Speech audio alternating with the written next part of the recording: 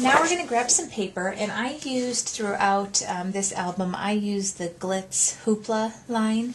I just thought that the bright, fun colors were really nice against the colors that I chose from the Shimmerz. So what I want you to do is, we're using very minimal paper, but just take some scissors, and see, I like this element right here with just a little bit of the stamping, and you just want just a bit. We're really focusing on the art techniques, and so we don't want to add too much paper because we're going to do some masking and put some other stuff onto the album. So what I'm going to do is I'm just going to take this and I am going to cut some odd shapes. And I know that doesn't look like much right now, but what I'm going to do is I'm going to take some Mod Podge, and I'm going to glue it, and I'm going to stick it on right there, and I think I might do that one right there, and then we're going to stamp on top of it. So grab some Mod Podge, and I use, again, just the little foamy sponges, and just get this all lightly coated in Mod Podge, so we can stick it down. It's just going to add a little bit more visual interest with a little bit of a layer on the art journal. So I'm going to stick it here. Use my fingers to smooth it down.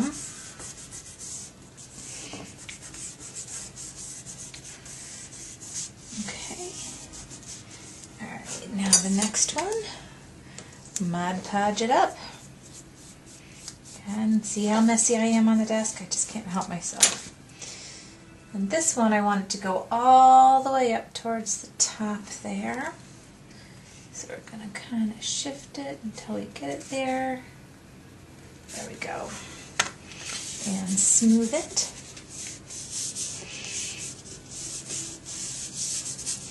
Now if you do get a little bit of Mod Podge that comes out, I would just take your wipey and kind of dab. If you rub your finger across it and smear it, it will smear a line into the shimmers and the paint effects that we've already done. So clean this up real quick. Okay, so now we have our 2 pages, and I have a little bit of paper. Let's put away this Mod Podge here.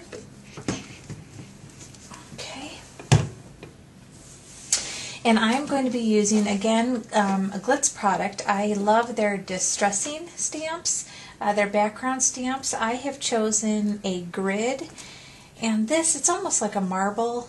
I love how it goes onto the paper because it gives kind of like a dry brushing, kind of an edgy look. And if you can see, here's one of the finished pages right here.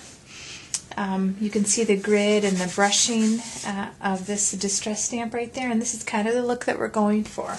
So I grabbed some StazOn black ink, and you can use, of course, whatever ink is going to coordinate with your project. Let's do 1 page at a time here. And what I did with this stamp is I don't like to stamp up the whole stamp when I'm doing this because I don't want any hard lines. I don't want it to look obviously like a stamp. So I only push down on portions of the stamp. And yeah, I'm not using an acrylic block. I think my fingers work just as well. Not trying to break all the rules. I just, guess I just don't happen to grab some things. So here, I'm just inking this up. Let's see. How about we go right there? See how it's not giving really a definite line there because we're not inking all the way up the edges of the stamp. Alright, I'm going to go maybe 1 more right over top that. Okay, oh, and I see a line and I didn't want that, so we'll soften it up by just kind of going over it and pressing down. There we go. And now I'm going to take my grid and I'm going to do the same thing. I don't want you to have the hard edge. You want it to look very just natural and distressed. So I'm just going to kind of ink up different portions of it here. And I'm going to maybe set it all the way up to the top, and you can use any kind of background stamp that you want that speaks to you. You can be flowers, it could be swirls, flourishes, whatever you want to do. If you just add it just over this paint, it just has a fabulous effect. And so there we go. I think I might add just a little bit more here on the bottom.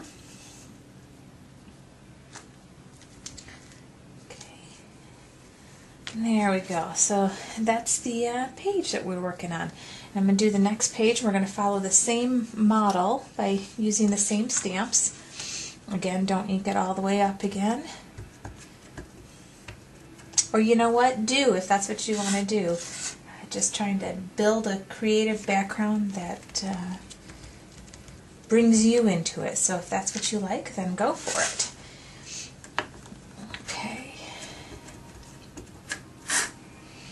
I'm going to go all the way down here on this one. And I think I might try to use up a little bit more of that ink right there. Okay, and then I'm going to bring in my grid. Now, if you're going to use the stamps, I like to pick 2 or 3 and then use at least 2 of them throughout the whole art journal, just to keep the album consistent, so it all looks like it belongs together. But if you use all different stamps, it is a little bit more random, but I just think that you can make each page totally unique by using still the same kind of elements, which is what we're trying to do here. So, okay. And so there we have it. These are our 2 pages.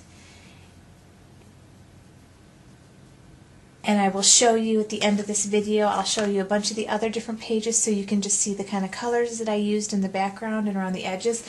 I did consistently use all of these colors and didn't add anything else to it other than these. I also used the Shimmerz Pearls in Green with Envy, Shamrock Shimmerz Pearls. Then you saw me use the Shimmerz in Magenta, but then I also used Shimmerz in Aquamarine, and I used these little pots to do the framework like you saw me do with the Magenta. So, okay, now that we have that together, we are going to start working on our masks. So the next video, starting tomorrow, we will begin working on those.